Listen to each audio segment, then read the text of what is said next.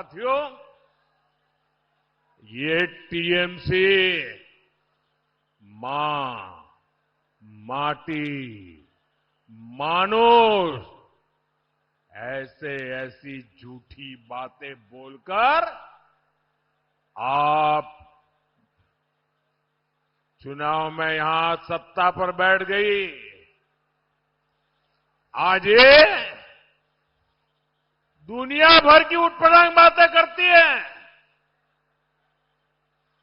दिन रात हमें गालियां देती रहती है,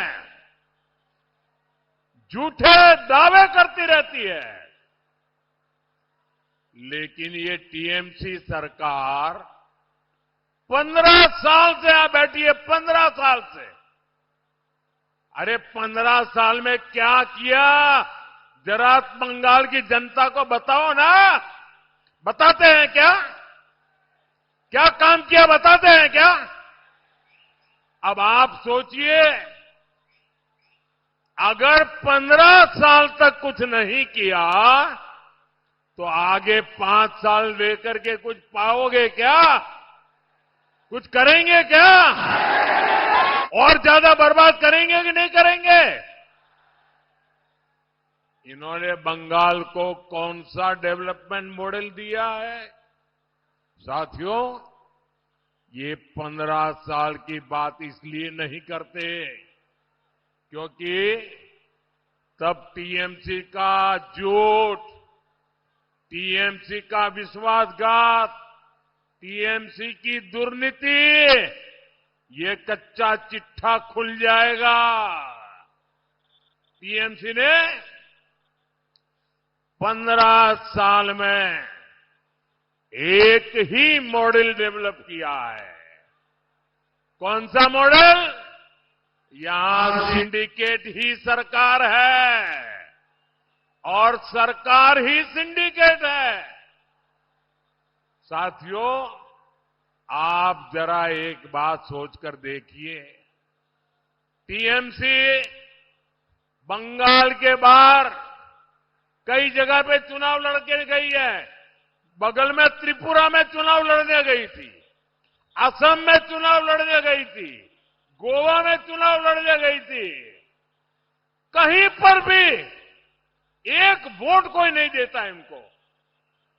अड़ोस पड़ोस के राज्य उनको पहचान गए, लेकिन वहां उनकी गुंडाई नहीं चलती, बेईमानी नहीं चलती, और इसलिए कोई उनको पूछने वाला नहीं है।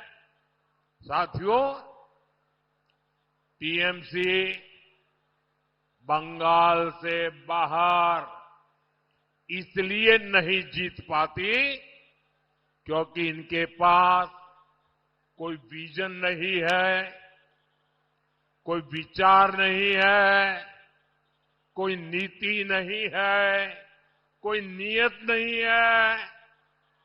टीएमसी गवर्नेंस के नाम पर बहुत बड़ा जीरो है, जीरो। इनकी एक ही काम में मास्टरी है, पीएचडी करके रखा हुआ है। कुछ लोगों ने तो डबल डबल पीएचडी कर दिया है। और उन्होंने की मास्टरी किसमें है?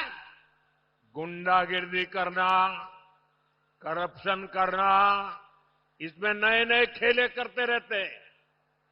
इनको लोगों को डराना, बूथ लूटना आता है। बंगाल में ये टीएमसी वाले इतने सालों तक यही करते रहे हैं। यहां भी टीएमसी के कैंडिडेट्स का बायोडेटा ही बूथ लूटने के कारनामों से भरा हुआ है।